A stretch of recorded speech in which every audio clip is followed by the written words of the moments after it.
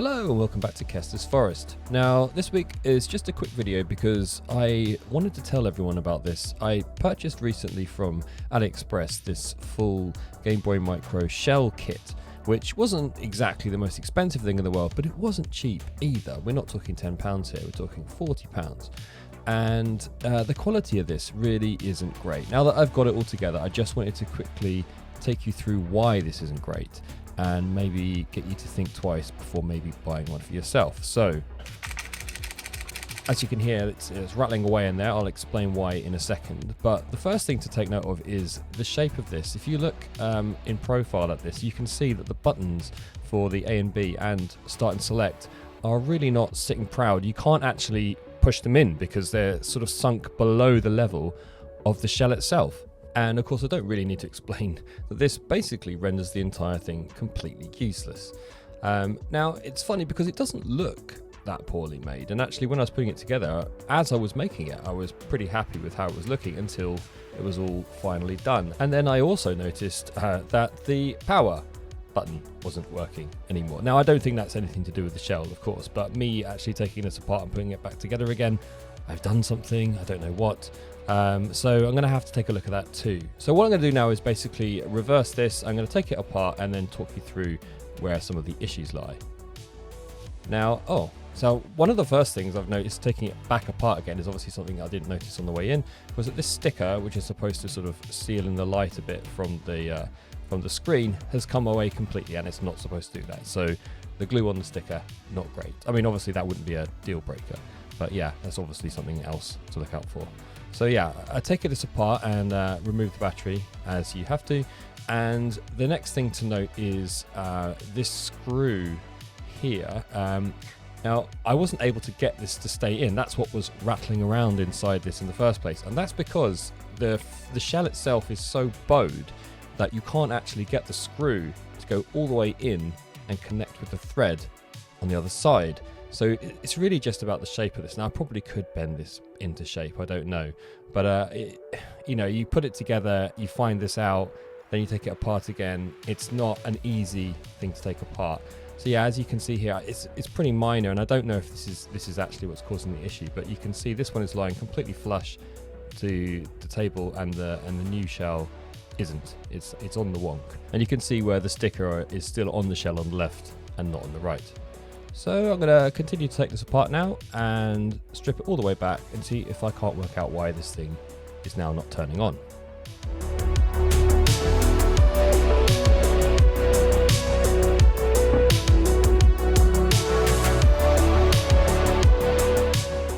If you've never taken one of these apart before, this bit here in particular is quite fiddly, and you've got to be very, very careful not to damage the screen and tear the ribbon cable. So just sort of put it in as a diagonal and then gently lift it through the frame.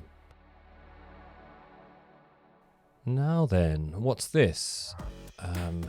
That doesn't look right. Okay, let's have a closer look at this. And yeah, look at that. The port itself is completely chewed up on the right hand side. That's probably not taking a charge, is it? So back to AliExpress, and this time £3.09 gets you a new USB-C adapter, complete with a little PCB there to adapt it to the board, and this 3D printed bracket, which I don't think I'm going to need, but yeah, nice to have it anyway. So what I've got to do now is essentially remove the screen to get that out of the harm's way, because the last thing we want to do is damage that. So it's just a case of flipping out these little clamps, carefully does it, and then pull the ribbon cables away. And then I'm going to cover up the rest of the board with some heat resistant tape just to make sure I don't melt any more of the plastic.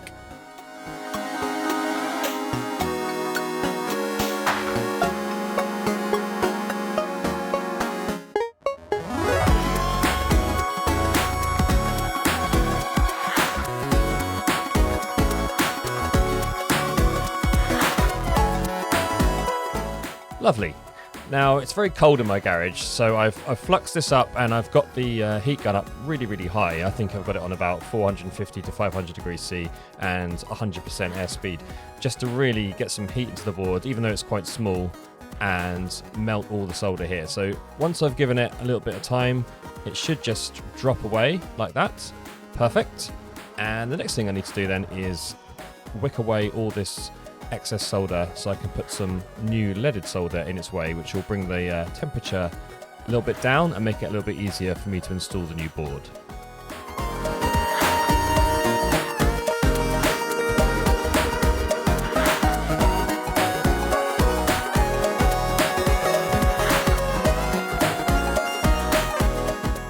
And like I say, it's so cold in my garage at the moment that I've had to just put a little bit extra heat in there with the solder iron just to warm the flux up again and then clean it away with a cotton swab, which I will then of course clean with some IPA.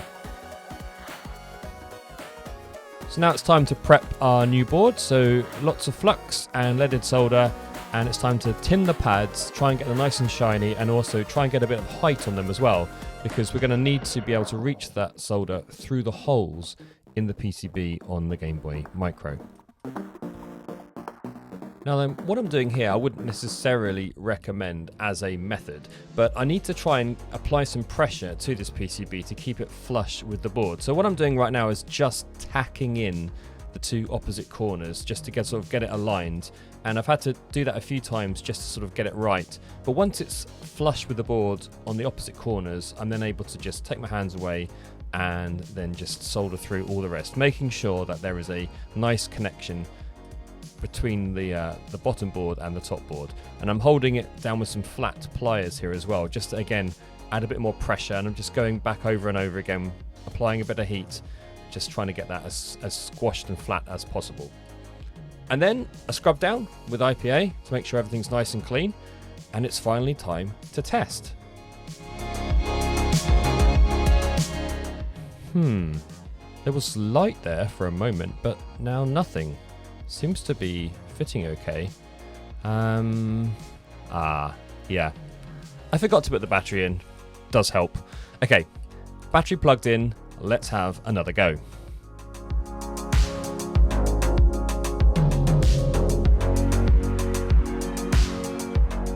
There we are. Perfect.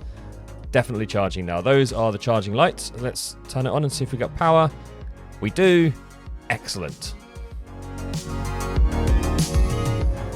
So off camera there, I just put everything back the way it was, and as you can see, it's all working fine now, and I can charge my Game Boy Micro with a USB-C cable, which is brilliant.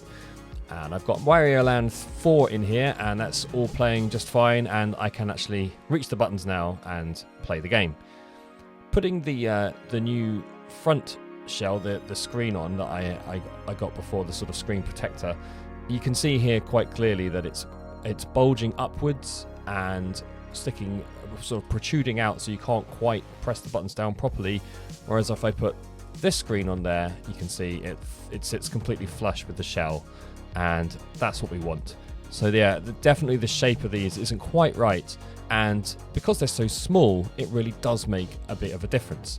But this front screen that I've got actually here is looking a little bit worse for wear. It's why I bought the other one. So I'm going to have one last attempt and see if I can't buy something a little nicer. And this time I'm going to go to Z Labs and just buy a regular pink faceplate and install it. And it arrived a few days later and fits just fine. So as you can see, I've got my Game Boy Micro back working with a new faceplate and a USB-C port, and I'm happy. So I'll see you next time on Kester's Forest.